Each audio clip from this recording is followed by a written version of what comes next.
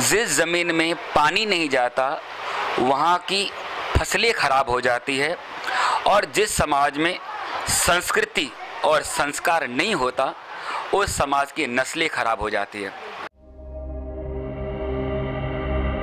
अमरधाम आश्रम चकरभाटा छत्तीसगढ़ का एक ऐसा नाम जो इस समय वर्तमान में पूरे विश्व में सिंधी समुदाय की धर्म की ध्वजा फहरा रहा है, और उसका श्रेय किसी और को नहीं लाल साईं को जाता है, जिन्होंने सिंधी समुदाय को एक नारा दिया, हर हर झूलेलाल घर घर झूलेलाल।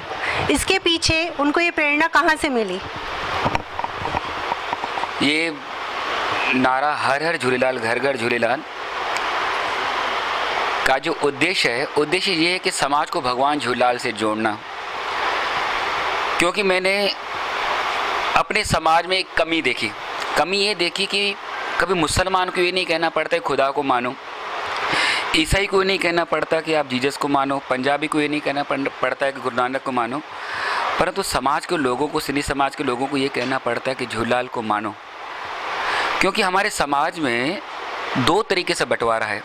एक बंटवारा है पंथों के नाम से, संतों के नाम से, हम इस संत को मानते हैं, इस पंथ को मानते हैं। जो पंथ को मानने वाले ने वो भगवान को नहीं मान रहे। और एक दूसरा बंटवारा ये है कि जैसे हम 1947 से पहले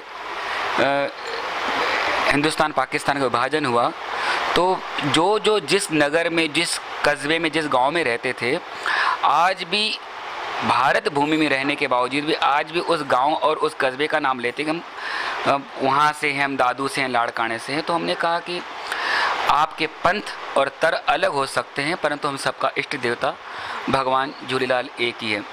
और हमारा उद्देश्य ये है कि आप भले गुरु को मानो, पंथों को मानो, संतों को मानो, परंतु अपने इष्ट देव को नहीं भूलो, क्योंकि हमारी पहचान सब कुछ भगवान झूलेलाल से ही है। सिंधी समुदाय से ही कहीं ना कहीं संस्कृति का उद्गम हुआ है, क्योंकि सिंधी घाटी की सभ्यता और भारत की संस्कृति दोनों को अगर हम जोड़ के देखें तो वहीं से एक संस्कृति का जन्म हुआ है। फिर भी सिंधी समुदाय अलग अलग पंथों के पीछे भागकर अपने समुदाय से पीछे होते जा रहा है। आपने तो बता ही दिया कि इसका कारण क्या है, लेकिन अब इस समुदाय को आप जोड़ने का काम कर रहे हैं, लेकिन इसको गति कैसे और मिले? हमने नए नए तरीके अपनाए हैं अभी। जैसे 2013 में हमने हर हर झूलेलाल घर घर झूलेलाल का एक नारा लिया था, और पिछले साल 2024 से हमने एक और बहुत अच्छा कार्य चालू किया है, जिस कार्य से करने से समाज के लोग बहुत ज़्यादा जुड़ रहे हैं। आपने सुना होगा गृहस्थ दादा का नाम, जो पार्थिव शिवलिंग बनाते थे, 1.25 करोड़ शिवलिंग बनाते थे। उनसे हमको प्रेरणा मिली, यदि शिवलिंग बन सकता है तो क्या दादाजी, गृहस्थ दादाजी, यदि शिवलिंग का निर्माण हो सकता है तो क्या हमारे समाज में बहराने का निर्माण नहीं हो सकता? तो पिछले साल 2024 से हमने चकरभाटा से, अमरधाम आश्रम से 101 सामूहिक बहराने से शुरुआत की, और लगातार 251, 501, 751, पिछले साल 2024 में लास्ट 1313 साल 2121 का इतिहास रचा। हाँ, तो हमने देखा कि जब सामूहिक बहराने हो रहे हैं तो युवा और पंथों और तरों का जो विभाजन और ख़त्म हो रहा है, सबके मन में प्रेरणा हो रही है कि हम भी अपने सिर पर ये परात लें, जोत जगाएं, और एक ऐसा लग रहा है कि हम माला की भांति हो गए। माला में फूल अलग अलग हैं, मोती अलग अलग हैं, परंतु धागा एक है, और वो धागा और कोई नहीं, हमारा भगवान झूलेलाल है। और बहराने के माध्यम से मुझे अच्छा देखने के लिए मिल रहा है कि समाज जुड़ रहा है, और लोगों को संस्कृति और सभ्यता के प्रति भी जो प्यार कम हुआ था अब उससे बढ़ रहा है। और मैं सोच रहा हूँ, पिछले साल मेरा यहाँ पर निवेदन किया गया था कि आप जबलपुर में आयोजन कीजिए, ताकि समाज के लोग ज़्यादा से ज़्यादा भगवान झूलेलाल से जुड़े। जी, तो भगवान झूलेलाल के बारे में अभी हमारी जो छोटे घर में बच्चे हैं उनको भी इतना ज्ञान नहीं है, क्योंकि बड़ों को ही ज्ञान नहीं है, तो उस ज्ञान को कैसे बढ़ाया जाए? ये तो अभी आप बहराना साहब कर रहे हैं, बहुत अच्छी शुरुआत है, और सबका साथ भी मिल रहा है, और सब उत्साह से इसमें बढ़ भी रहे हैं। लेकिन जो एक सिर्फ इतना ही लोगों को पता है कि पाकिस्तान में मिर्ग शाह थे, उन्होंने अत्याचार किया, उनके अत्याचारों को ख़त्म करके, मतलब इसको अभी तक किसी पुराण या एक जो बुक पब्लिश होनी चाहिए प्रॉपर रूप में, वैसा अभी तक नहीं हुआ है। भगवान झूलेलाल की कथा है और प्रयास करते हैं कि हम लोगों तक पहुंचाएं, और एक अपनी इच्छा भी रहती है। और मुझे अभी खुशी हो रही है कि जैसे आप जैसे संवाददाता, पत्रकार, न्यूज़ मीडिया, सोशल मीडिया बहुत प्रभावशाली हो चुकी है। सोशल मीडिया के माध्यम से आजकल के बच्चों में जो मैं देख रहा हूँ, आप भी देखा करें, आप इंस्टाग्राम चलाते होंगे तो इंस्टाग्राम में देखिए कि आप कैसे वो रील्स बना रहे हैं भगवान झूलेलाल के प्रति, और उनको नॉलेज हो चुकी है। और धीरे धीरे प्रयास ये है कि सबसे पहले तो हम ये कहें कि जो घर के बुजुर्ग हैं, जो बड़े हैं, उनको थोड़ा नॉलेज होनी चाहिए, फिर अपने बच्चों में भी आ जाएगी। और प्रयास है कि भगवान झूलेलाल की कथा घर घर पहुँचे। विगत कई वर्षों से हम झूलेलाल कथा का पाठ करते हैं, कथा करते हैं, परंतु कोशिश है कि हर शहर में हो जाए तो लोगों को जानकारी मिलेगी। ये जोश केवल ये 40 दिन या 40 महोत्सव में दिखता है, बाकी टाइम तो वो वहीं पंथ में बट जाते हैं।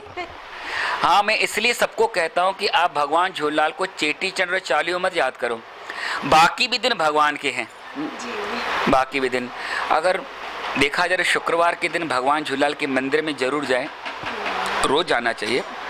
शुक्रवार भगवान झूलेलाल का जन्म का दिन है।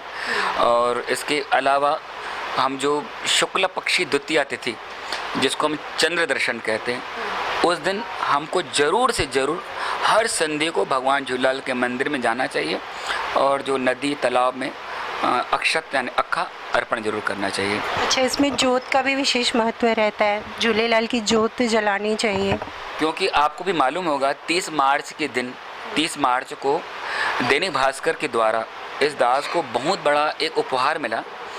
पूरे भारतवर्ष में इस दास की एडिशन छपी। बहुत बहुत शुभकामनाएं। पूरे भारतवर्ष में एडिशन छपी, और उस एडिशन में जो हेडलाइन थी कि आज भी भगवान झूलेलाल जल और ज्योति के रूप में विराजमान है। ये एडिशन आप ई पेपर में आप पंजाब की ले लीजिए, राजस्थान की ले लीजिए, गुजरात की ले लीजिए, आपको हर एडिशन में इस दास का फ़ोटो और भगवान झूलेलाल के प्रति आपको लेख जरूर मिलेगा। जबलपुर में लेख आया था, शायद बिजी थे उस समय, कई लोगों ने नहीं पढ़ा होगा।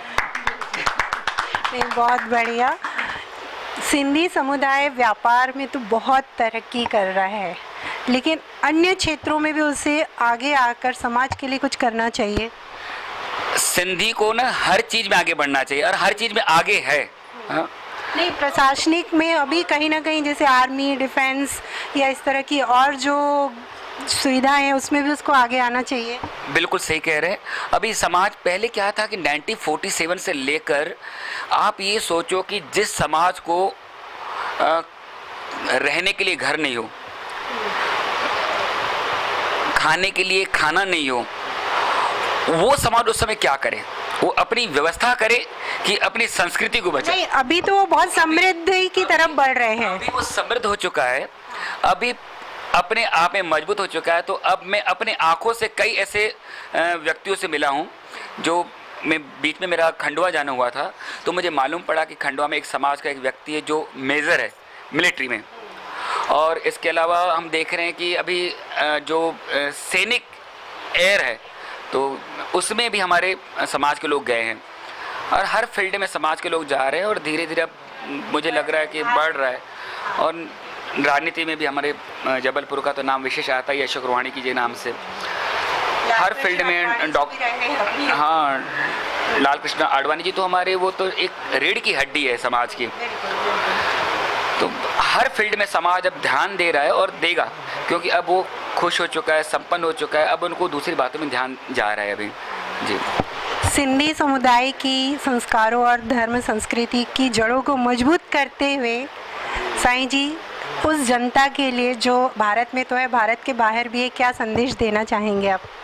मैं समाज के लोगों से निवेदन करूंगा कि जिस